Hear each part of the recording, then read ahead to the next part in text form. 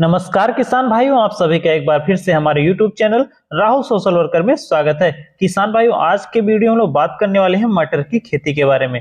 तो चलिए जल्दी इस वीडियो को शुरू करते हैं। तो सबसे पहले हम लोग बात करते हैं मिट्टी की। तो इसके लिए कौन सी मिट्टी की जरूरत होती है?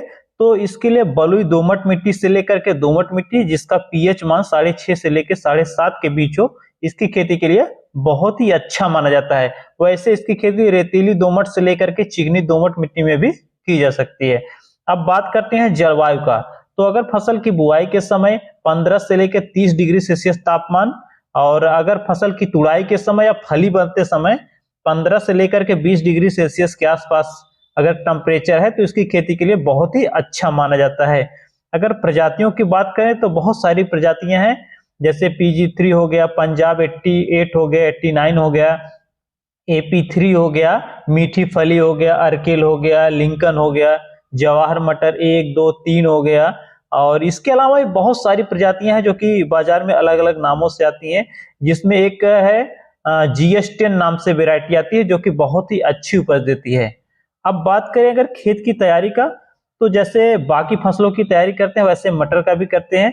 पहली जुताई मिट्टी पलट हल से करने के बाद 2-3 जुताई देसी हल या कल्टीवेटर से करना चाहिए, और अंतिम जुताई के बाद खेत में पाटा चला करके उसको समतल कर लेना चाहिए। अब बुआई के अगर समय की बात करें तो इसकी जो बुआई का समय है, अगर अगेती बुआई कर रहे हैं तो 15 सितंबर से लेकर के 15 अक्टूबर के मध्य बुआई कर देना चाहिए। मध्यम और पछेती की अगर बात किया जाए तो ये आपका 15 अक्टूबर से लेकर के 15 नवंबर तक इसकी बुआई कर सकते हैं। और अगर बीज की मात्रा की बात करें, अगर अगेती बुआई कर रहे हैं तो इसके लिए 75 से लेकर के 100 किलोग्राम प्रति हेक्टेयर बीज की आवश्यकता होती है। और अगर पछेती या मध्यम बुआई कर रहे हैं तो 50 से लेकर के 75 किलोग्राम प्रति हेक्टेयर बीज की आवश्यकता होती है। इसके बाद हम लोग बात करते हैं बीज उपचार का। मटर के बीज को अगर आप उपचारित करके बो रहे हैं तो उसमें बहुत सारे रोग कीड़ जो है वो नहीं लगते हैं। इसके लिए बहुत सारी दवाएं आती हैं, जैसे कैप्टान हो गया, थीरम हो गया, कार्बेंडाजिम हो गया। इनमें से किसी भी दवा का प्रयोग कर सकते हैं। अगर इसकी मात्रा की बात की जाए 3 ग्राम प्रति किलोग्राम के हिसाब से उपचारित करके बो सकते हैं। अब हम लोग बात करते हैं खाद एवं उर्वरक का।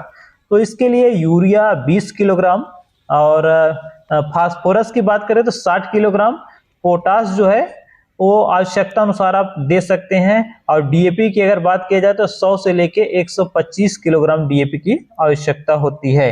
इसके बाद हमारा जो अगला पॉइंट है वो है सिंचाई।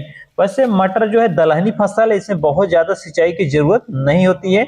आप इसमें 1 से 2 सिंचाई कर सकते हैं। अगर पहली सिंचाई की बात करें तो जब मटर में फूल आना शुरू हो जाए उस समय पहली सिंचाई करते हैं, और दूसरी सिंचाई जब फलियां बनते समय या दाना बनते समय कर देते हैं। अगला पॉइंट है वो है तुड़ाई, यानी मटर में तुड़ाई कब करना चाहिए और कितने दिन के अंतर पर करना चाहिए। अगर आप अच्छे तरीके से खेती कर रहे हैं तो इसमें आप 4 से लेकर के 5 तुड़ाई कर सकते हैं, और तुड़ाई की अगर बात करें 6 से लेकर 10 दिन के अंतर पर इसकी तुड़ाई कर सकते हैं। किसान भाई, उसके बाद हमारा जो अगला बिंदु है या अंतिम बिंदु है वो है उपज, यानी 1 हेक्टेयर से कितना उपज प्राप्त होता है। अगर आप मटर का अच्छे तरीके से खेती कर रहे हैं तो 1 हेक्टेयर से 75 से लेकर के 150 क्विंटल प्रति हेक्टेयर उपज प्राप्त होता है। तो किसान भाइयों, आज की वीडियो में इतना ही। आशा करते हैं आपको वीडियो पसंद आया होगा। अगर वीडियो पसंद आया चैनल को लाइक करें, सब्सक्राइब करिए, और ऐसे ही ढेर सारी जानकारी के लिए हमारे चैनल से जुड़े रहिए। और अगर आप शिमला मिर्च की खेती के बारे में जानना चाह रहे हैं तो ऊपर दिखाई दे रहे वीडियो को क्लिक करके पूरी खेती के बारे में आप जानकारी ले सकते हैं। तो आज की वीडियो में इतना ही, मिलते हैं किसी नेक्स्ट वीडियो में। तब तक के लिए जय हिंद, जय भारत।